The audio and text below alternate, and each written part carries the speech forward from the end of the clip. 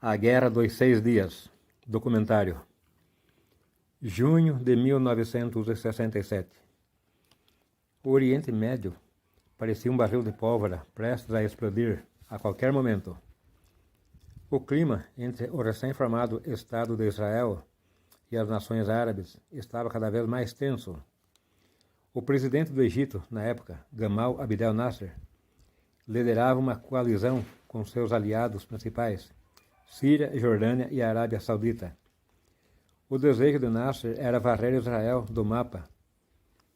Por isso ele fez aliança com os 3 países mais próximos, Síria, Jordânia e Arábia Saudita, formando assim a RAU, sigla que denomina República Árabe Unida.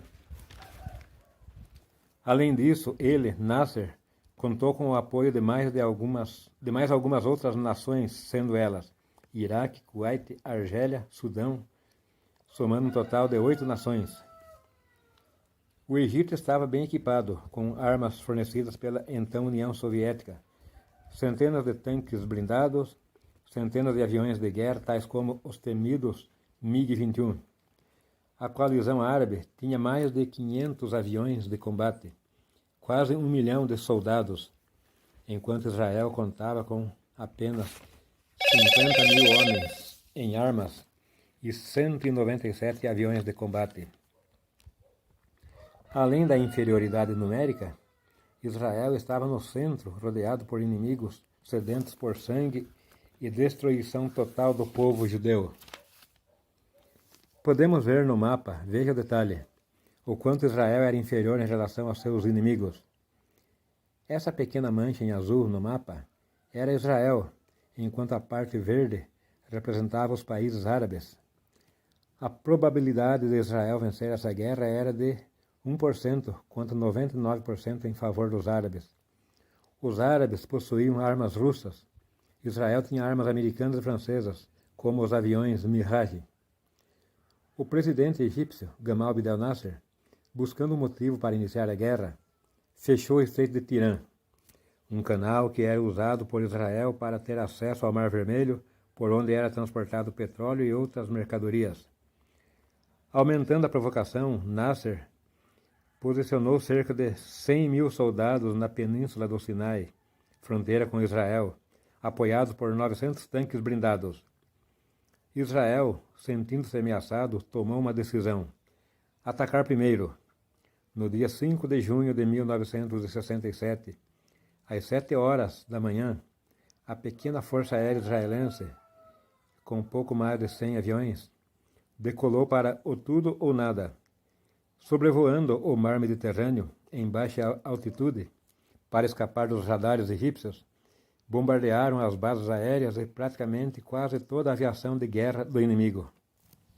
Os egípcios foram pegos de surpresa nesse ataque relâmpago, porque eles não esperavam que Israel teria coragem de tomar a iniciativa de atacá-los. Parecia que Israel não tinha coragem, mas não foi exatamente o que aconteceu. Os pilotos israelenses usaram uma estratégia infalível. Eles decolaram e voaram sobre o mar Mediterrâneo, bem abaixo do nível normal de voo, sobrevoando a baixa altitude. E assim eles conseguiram invadir o Egito pela retaguarda. Aí invadiram o espaço aéreo egípcio e pegaram toda a aviação egípcia de surpresa. Os aviões estavam ainda no solo. Bombardearam os aviões, destruíram muitos aviões e também as bases aéreas. Cerca de 300 aviões do Egito foram destruídos nesse bombardeio, entre 7 horas e 10 horas da manhã do dia 5 de junho de 1967. Isso causou um golpe mortal no Egito. Eles ficaram sem poder decolar porque as bases aéreas foram bombardeadas também. Os aviões que estavam no solo não tinham como decolar. Comentou-se até na época que os pilotos egípcios estavam tomando café a essa hora, 7 horas da manhã, quando Israel invadiu o espaço aéreo egípcio e causou aquele bombardeio devastador. Não houve chance de defesa, nenhum avião pode ser combatido. Israel cumpriu a tarefa, bombardeou toda a aviação egípcia. Cerca de 300 aviões foram destruídos no solo ainda, em prazo de 3 horas de bombardeio. praticamente 90% da força aérea egípcia estava destruída. Aí o Egito ficou sem nenhum avião para poder decolar e tentar contra-atacar. Aí nesse meio tempo também o exército israelense, aproveitando, avançaram sobre o deserto do Sinai, cruzaram a fronteira e pegaram o exército egípcio de surpresa em pleno deserto do Sinai. Houve uma fuga desesperada dos soldados egípcios. O presidente Nasser, vendo que estava perdendo a guerra, em poucas horas de bombardeio, ordenou que suas tropas se retirassem do deserto do Sinai. Mas a retirada foi desastrosa, eles estavam desorganizados. Aí muitos soldados egípcios foram mortos pela artilharia israelense, outros morreram de fome e sede no deserto, ficaram perdidos em pleno deserto do Sinai. O Egito perdeu milhares de soldados em praticamente 2 dias de combate. Aí nesse meio tempo Israel mandou um aviso ao rei Hussein da Jordânia. Esse que vocês veem no detalhe aí. O rei Hussein queria entrar na guerra. Ele não sabia o que estava acontecendo do outro lado. Aí o governo israelense mandou recado para o rei Hussein da Jordânia que não entrasse na guerra, que se mantesse neutro e não entrasse porque iria sobrar para ele também. Mas o presidente Nasser, até hoje não se sabe porquê, usou de uma estratégia que não dá para entender. Ele mandou recado para o rei Hussein dizendo que Israel estava perdendo a guerra, que o Egito estava massacrando o exército israelense, o que era uma mentira. Porque o Egito perdeu a guerra em 3 horas de bombardeio e o Egito já perdeu a guerra. Quando ele mandou o recado para o rei Hussein da Jordânia, de que estava ganhando a guerra contra Israel, o rei Hussein não pensou 2 vezes. Falou, vou entrar na guerra. Já que o Egito está dando uma sova em Israel, vamos ajudar. Foi o maior erro do rei Hussein na época. Ele atacou Israel ali pelo lado de Jerusalém, que na verdade metade de Jerusalém era da Jordânia naquele tempo ainda. Hussein atacou as forças israelenses, mas foi rechaçado. Israel bombardeou também a aviação jordaniana no solo, destruiu toda a força aérea da Jordânia. Aí ficaram os egípcios e jordanianos sem poder reagir. E Israel ainda tomou Jerusalém.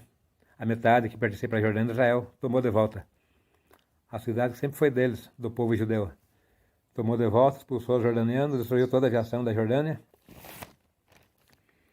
E lá pelo norte a Síria também participou do ataque, apoiada por soldados iraquianos e outros aliados que vieram de longe também. Mas também não deu certo. Israel conseguiu também expulsar os sírios, tomou as colinas de Golã, que pertencia para a Síria na época. Até hoje Israel não devolveu essas colinas para a Síria, porque é uma colina de muita importância, porque ela possui muitas nascentes de águas potáveis, o que é uma coisa muito rara no Oriente Médio. A água lá é mais cara do que petróleo. Tem mais valor do que petróleo, a água doce no Oriente Médio, porque lá só tem água salgada. Muitos mares, muito deserto. Israel tomou então as colinas de Golã da Síria, expulsou os sírios, empurrou eles para dentro do território da Síria e derrotou todos os exércitos inimigos da época. Os sírios passaram o maior aperto, tiveram que fugir. Depois tentaram uma invasão, entrando através do Rio Jordão, através de balsas com tanques para atacar Israel. Mas as balsas não resistiram aos pesos dos tanques e afundaram no Rio Jordão. Dezenas de tanques sírios foram para o fundo do Rio Jordão. O prejuízo foi grande. O que aconteceu, na verdade, é algo inexplicável. Diz que o exército sírio se retirou e largou tanques, armamentos, tudo lá para que Israel tomasse posse. Não levaram nem os armamentos. A fuga foi tão desesperada. Assim como aconteceu com o exército egípcio também, quando receberam a ordem de retirada do presidente Nasser, eles fugiram do deserto do Sinai e largaram toda a artilharia, todo o equipamento de guerra lá no deserto. Não levaram nada. Não se sabe por que até hoje o motivo. Mas, examinando profecias bíblicas, nós sabemos por que Israel ganhou essa guerra, porque eles não tinham nenhuma chance. Era 1% contra 99%. Mas vou colocar aqui 2 citações bíblicas para esse assunto. Mas por enquanto vamos encerrar a parte da guerra. Aí no 5º dia de guerra, 6º dia de guerra, Israel aceitou um pedido dos árabes para fazer um assinado de paz. Só que Israel expandiu. Vocês veem no mapa aí o quanto Israel expandiu. De território pequeno que eles tinham, avançaram. E foram muito longe, tomaram bastante terras do povo. Nessa guerra, que parecia impossível, Israel tomou a metade de Jerusalém, que estava na mão da Jordânia. Depois disso, o rei Hussein se lamentou muito, porque ele perdeu toda a sua força aérea no combate. Um combate desastroso para todas as nações na época. Vocês veem o rei Hussein aí se lamentando? A cara de choro que ele teve depois da guerra. Antes ele parecia todo sorridente. Vocês vão ver ele sorridente antes aí, junto com Nasser, achando que ia ter muito sucesso na guerra. Depois vocês vão ver ele lamentando. Ele chegou a reclamar que Israel atacou de uma maneira violenta e destruiu toda a força aérea da Jordânia em poucas horas de combate. Aí Israel tomou as colinas de Golã, que eram da Síria, não devolveu mais até hoje, tomou a Cisjordânia. Eles avançaram, tomaram muitas terras. Israel tornou-se uma nação maior em território. E o povo árabe teve que assinar um tratado de paz no 6º dia de guerra, porque senão eles iam ser destruídos. Eles queriam varrer Israel da face da terra, eles queriam empurrar Israel para o mar, mas ia ser o contrário, eles que seriam varridos. E Israel se manteve lá e está até hoje naquela terra lá. Agora vou colocar aqui 2 citações bíblicas para vocês verem por que Israel ganhou essa guerra. É uma promessa de Deus de que essa guerra seria ganha pelo Estado de Israel mesmo. Vou mostrar para vocês aqui e vou encerrar meu documentário, mas vocês podem pesquisar essas coisas no YouTube. Procure por Guerra dos 6 Dias. Vocês vão encontrar muito material falando dessa guerra. Uma coisa tremenda. E eu tinha na época 14 anos, me lembro até hoje. Meu pai ligou a rádio de manhã, 7 horas da manhã, estava dando noticiário internacional extraordinário, dizendo que Israel estava avançando sobre territórios inimigos e levando de eito. Parecia um bando de gafanhoto. Pense bem, Israel com apenas 50 mil soldados, pouco mais de 100 aviões, derrotou quase 1 milhão de soldados inimigos, destruiu toda a aviação aérea do inimigo. Eles perderam aviões, perderam tanques. Aquilo foi milagre de Deus. Independente do que os comentaristas políticos dizem hoje ou analisam, não tem explicação para uma coisa dessas. Vou mostrar para vocês aí agora, no final, vocês vão ver o que acontece com o povo de Israel hoje e por que está acontecendo. Porque a Bíblia assim o disse. Vejam aí no detalhe, os soldados israelenses encostados no muro das lamentações de Jerusalém, lugar que eles não podiam entrar antes, porque era da Jordânia, eles eram proibidos de frequentar esse local sagrado. Agora eles estão aí sentados, descansando e comemorando a grande vitória. Perguntaram ao general israelense qual foi o segredo de terem ganhado a guerra. Ele pensou, olhou para cima e falou: foi o dedo de Deus que moveu essa vitória para nós. Isso é verdade. Vocês vão ver as citações bíblicas sobre esse assunto aí, cumprindo-se a risca. Deus, mais uma vez, trabalhando em favor do seu povo. Vocês vão ver daqui a pouco, vou colocar para vocês aí, então, os detalhes das citações bíblicas. Jesus profetizou em Lucas 21, verso 24, que Israel seria espalhado pelo mundo. Ele falou assim, falando da destruição de Jerusalém que aconteceria pelos romanos no ano 70 da era cristã. Jesus falou assim: e cairão a fio da espada, e para todas as nações serão levados cativos, e Jerusalém será pisado pelos gentios até que o tempo dos gentios se completem. Assim sendo, Israel seria espalhado pelo mundo e só voltaria no final dos tempos. Agora, Zacarias, capítulo 12, versículo 3, está escrito assim: e acontecerá que naquele dia farei de Jerusalém uma pedra pesada para todos os povos. Todos que carregarem contra ela certamente serão despedaçados, e ajuntar-se-ão contra ela todas as nações da terra. Zacarias 12, versículo 3. Agora nós vemos também Isaías 19. Ele profetizou e disse assim, Isaías 19, versículo 16. Ele falou assim: naquele dia os egípcios serão como mulheres, tremerão e temerão por causa do movimento da mão do Senhor dos Exércitos, porque ela se há de mover contra eles. Aí está, meus amigos, meus irmãos, a profecia cumprida ao pé da risca. Tudo que foi predito acerca de Israel está agora acontecendo. Israel voltou para ser uma nação forte. Está tudo lá em ordem agora. É o tempo dos gentios que está se acabando. Nosso tempo está prestes a terminar. Deus muito em breve vai parar de tratar conosco, os gentios, vai tratar com o povo israelita. É tempo de nos prepararmos, porque o nosso tempo está findando. foi predito que Israel seria espalhado pelas nações.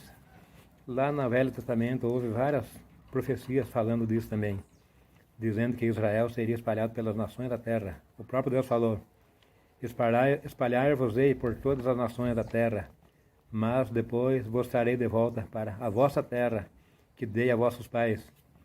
Então isso é profecia bíblica, não tem como negar.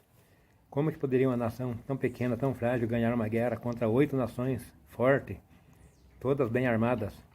Só poderia ser mesmo o dedo de Deus, como disse aquele general lá do exército israelense. Não tinha como afirmar que seria outra coisa.